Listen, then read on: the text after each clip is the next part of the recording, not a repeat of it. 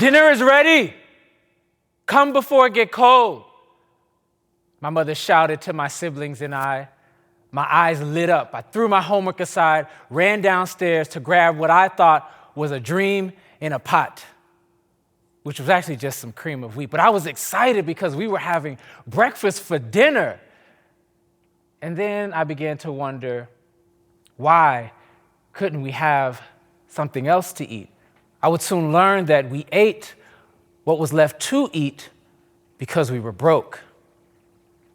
I grew up in Miami, Florida, in an area called Overtown, also known as the projects or the hood, a term oftentimes associated with the words poor and black.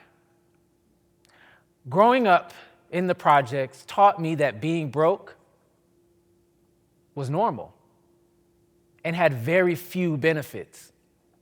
That is, until I learned of the beauty behind being broke from the stories of others, including my own.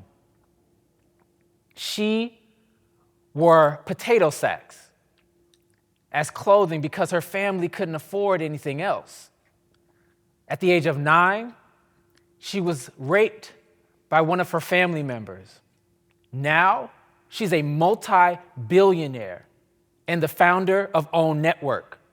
Her name, Oprah Winfrey. He grew up in Brooklyn, New York, where, according to him, bread was a luxury.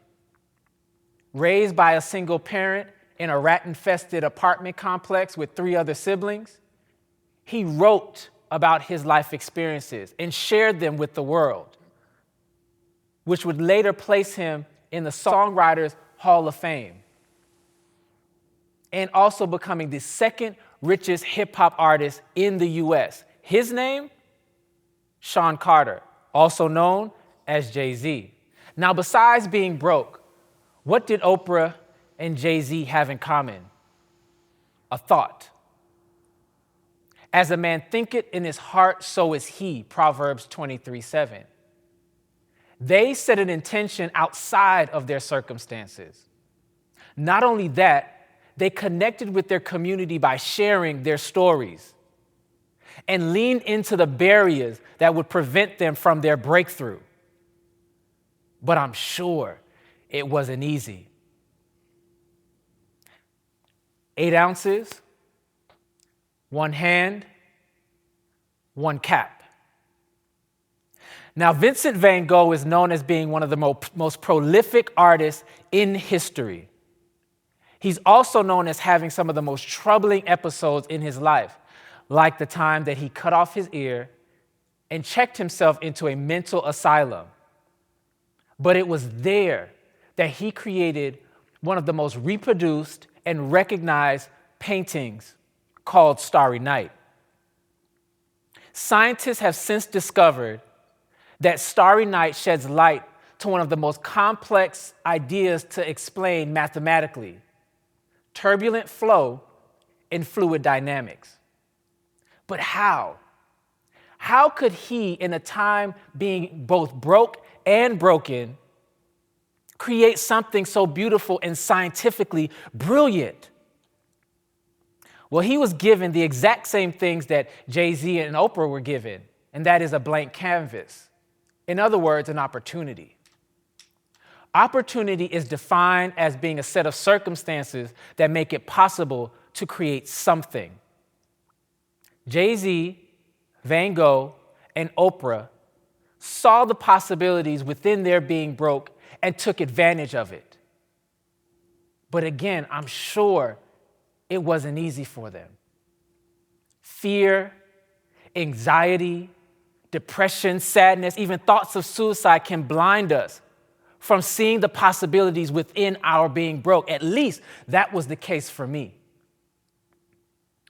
8 ounces of Red Bull, 1 hand full of pills, 1 cap filled with Clorox bleach. That was my solution to being broke. I was tired. The feeling of broke became too much to bear. And I was done walking around with the weight of my world resting comfortably on my shoulders. I woke up, sitting in the middle of my living room, dizzy and confused, wondering why this concoction had not worked. But then I realized that I had been given my blank canvas. I had been given an opportunity to do something different with my life. So I did the three things that Jay-Z, Oprah, and Van Gogh did. First, I set an intention. I decided that I wanted my life to impact others in such a way that would cause them to pursue purpose with passion. 2, connect with community. I removed the mask of having it all together and became vulnerable with those around me. 3, lean into fear. That which I was afraid of, that frightened me the most, like standing on a stage speaking to a room filled with leaders, I did that, I did this more. And as a result, my life was transformed.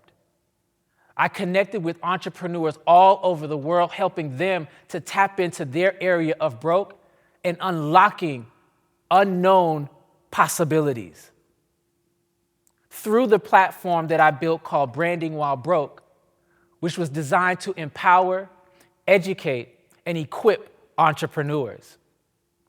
Being broke wasn't my end. It became my beginning. What I've learned about being broke is that it is a strong call to action to shift the way in which you think, connect authentically with your community, and lean boldly into that which you fear, using exactly what you have where you are.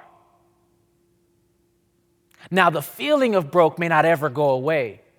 And as you listen to me and think about the times where you were either broke and broken, you may be experiencing those emotions. But know this, know that in that space lies the potential to create profound possibilities.